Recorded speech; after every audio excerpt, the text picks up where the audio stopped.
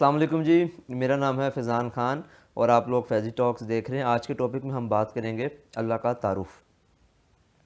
یہ ایک ایسی چیز ہے جس کے بارے میں میں اکثر سوچتا ہوں، اور آج دل کیا کہ آپ لوگوں کے ساتھ بھی اس کے اوپر ڈسکشن جو ہے وہ شیئر کروں تھوڑی سی۔ میں نے یہ سوچا کہ میں اللہ کو کیسے جانتا ہوں۔ عام طور پہ ہمارے یہاں پہ مسلمانوں کے گھر جب کوئی بچہ پیدا ہوتا ہے تو اس کے ماں باپ اس کو بتاتے ہیں کہ اللہ ایک ہے اور اللہ ہی ہمارا مالک ہے، خالق ہے اور رازق ہے، اور ہم نے اللہ سے ہی جو ہے وہ اپنے سارے معاملات اللہ سے ہی ہوتے ہیں، اللہ کے غیر سے کچھ نہیں ہوتا۔ یہ بات ہم سنتے تو ہیں، لیکن کہیں نہ کہیں ہمارا ایک تعلق اللہ سے وہ بن نہیں پاتا۔ اس کے پیچھے ریزن کیا ہے؟ اس کے لیے میں آپ کے ساتھ ایک چھوٹی سی اگزامپل شیئر کرتا ہوں، اور آپ اس کو اپنے کرنٹ سنیریو میں اس کو ریلیٹ کریں گے اپنی زندگی کے ساتھ بھی۔ وہ دوست، وہ میرے بھائی جن کی شادیاں ہو چکی ہیں، یا وہ بہنیں جن کی شادیاں ہوئی ہیں، وہ یہ دیکھیں کہ جب آپ کی شادی ہماری یہاں پر برصغیر پاک و ہند میں عمومی طور پر جب شادی ہوتی ہے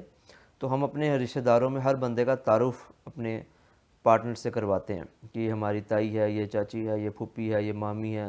خالہ ہے، وٹس ایور جو بھی رشتہ دار ہوتے ہیں ان کا تعارف، اور پھر اس تعارف کے ساتھ ہم ان کی خوبی یا خامی بھی بتاتے ہیں، یا ان کے ساتھ معاملات کو اس حد تک رکھنا، ان کے ساتھ اس حد تک رکھنا، ان کے ساتھ ایسے چلنا ہے، ان میں یہ خوبی ہے، ان میں یہ برائی ہے، اور اس طریقے سے ہم تعارف کراتے ہیں۔ اور پھر ساری زندگی وہ پارٹنر اس بندے کے بارے میں اسی لینس سے دیکھتا ہے۔ تو مجھے ایسا لگتا ہے کہ اللہ کے بارے میں جو ہماری مساجد سے، جو ہمارے درس گاہوں سے، وہ چاہے یونیورسٹی ہو، وہ مدرسہ ہو، یا کسی بھی جگہ سے جو اللہ کا تعارف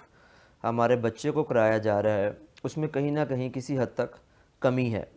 ہمیں جس لینس سے اللہ کا تعارف علاقے کی مسجد سے، یا علاقے کی درس گاہ سے، یا ہمارے ماں باپ سے، یا رشتہ داروں سے، یا محلے داروں سے، جہاں سے بھی ہم علم کو لیتے ہیں، آغاز کرتے ہیں، تعارف کرایا جاتا ہے، ہم اسی لینس سے اللہ کو دیکھتے ہیں۔ دیکھیں، ایک طرف تو اللہ کے نبی نے یہ فرمایا صلی اللہ علیہ وسلم، مفہوم ہے حدیث کا، کہ جوتے کا تسمہ بھی اگر ٹوٹ جائے تو اللہ سے رجوع کرو، اللہ سے مانگو۔ اور یہاں پر انسان کے بڑے بڑے مسائل ہیں، اس کے باوجود مسلمان جو ہے وہ ڈپریشن کا شکار ہے، اور مسلمان جو ہے وہ اللہ کی طرف رجوع نہیں کرتا، گویا اس کے دل میں اس بات کا یقین ہی نہیں ہے کہ جو ہوتا ہے وہ اللہ کی ذات سے ہوتا ہے، اور اللہ کے سوا کوئی کرنے والا نہیں ہے۔ کبھی ہم نے آدھا گھنٹہ خلوت میں بیٹھ کے سکون سے اللہ سے اپنی باتیں کیوں نہیں کی؟ کبھی اللہ کو اپنے قصے کیوں نہیں سنائے؟ کبھی ہم نے سکون میں بیٹھ کے، خلوت میں بیٹھ کے جان نماز پر تھوڑا سا وقت کیوں نہیں گزارا؟ میں ابھی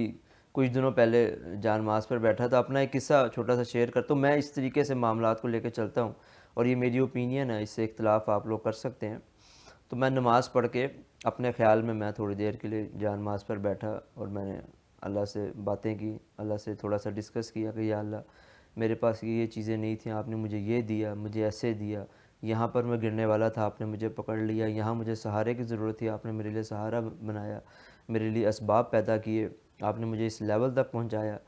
کہ آج میں ایک اچھی جگہ پر بیٹھا ہوں، ایک اچھی تعلیم حاصل کر رہا ہوں، ایک اچھے اینگل سے چیزوں کو دیکھتا ہوں،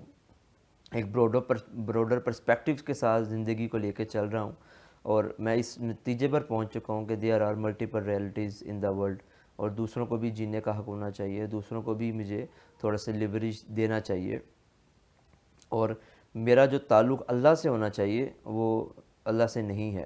اس لیے کیونکہ میں نے اللہ کے ساتھ کبھی وقت ہی نہیں گزارا، اس لیے کیونکہ میں نے کبھی اللہ جی کو اتنے پیار سے، اتنے ادب سے، اتنی محبت سے کبھی یاد ہی نہیں کیا۔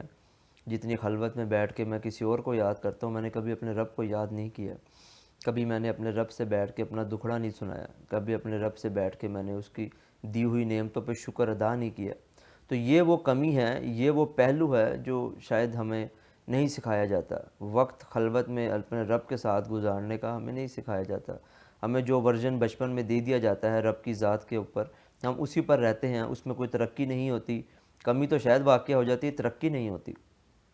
تو میرا میسیج یہی ہے اپنے دوستوں کو کہ تھوڑا ٹائم اپنی مصروفیت سے نکال کے، دن میں تھوڑا ٹائم، 10 منٹ، 15 منٹ، 20 منٹ، جتنا آپ کے پاس ٹائم ہے، کہ بھئی تنہائی میں بیٹھ کے اپنے رب سے باتیں کریں۔ اور میں یہ آپ کو بڑے دعوے سے یہ بات کر رہا ہوں کہ آپ باتیں کرنا شروع کریں، آپ کا جواب بھی آنا شروع ہو جائیں گے، آپ کے مسائل حل بھی ہونا شروع ہو جائیں گے۔ اور مسئلہ حل ہونے کا مقصد یہ نہیں ہوتا کہ جو ہم چاہ رہے ہوں وہی ہوگا۔ بھئی جو رب نے ہمارے لیے بہتر سمجھا ہے، جو سوچ کے رکھا ہے، جو ہمارے لیے کرنا ہے، وہی ہوگا ہمارے لیے، اور وہی ہونا چاہیے، کیونکہ ہماری سوچ تو محدود ہے، اور رب جو ہے وہ احد ذات ہے۔ اللہ کا تعارف جو اللہ نے قرآن پاک میں کروایا ہے سورہ اخلاص میں، قل هو اللہ احد، جو کافروں کو، مشرکین مکہ کو جو تعارف کروایا گیا تھا، کبھی اس کو ہم سورہ اخلاص کو دیکھیں، اور اس میں سے رب کا جو تعارف ہمارے سامنے آیا ہے کہ اللہ کی ذات ایک ہے، احد ذات ہے۔ اور میں نے علماء سے سنا ہے کہ احد کا مطلب یہ ہے کہ جس کا جمع نہ ہو، واحد ہوتا ہے جس کا جمع ہوتا ہے، لیکن اللہ کا کوئی جمع نہیں ہے۔ تو اللہ کے ساتھ تھوڑا وقت گزاریں، اللہ جی کے ساتھ باتیں کیجئے، اللہ جی کو اپنا تعارف کرائیے۔ اللہ جی ہمیں جانتے ہیں، ہمارا انتظار کر رہے ہیں، لیکن موت سے پہلے پہلے، جس دن آنکھیں بند ہوئیں، موت کا وقت آ گیا، تو پھر تعارف کرنا بھی چاہیں گے تو تعارف ہو نہیں سکے گا، دوستی لگانا بھی چاہیں گے تو دوستی نہیں ہو سکے گی، اللہ جی سے باتیں کرنا بھی چاہیں گے تو باتیں ہو نہیں سکیں گی، بات بن نہیں سکے گی۔ تو ابھی دوستی کا ٹائم ہے، تھوڑا وقت گزارنا شروع کیجئے، اللہ جی سے باتیں کرنا شروع کیجئے، اس کے بہترین نتائج نکلیں گے۔ السلام علیکم ورحمۃ اللہ وبرکاتہ۔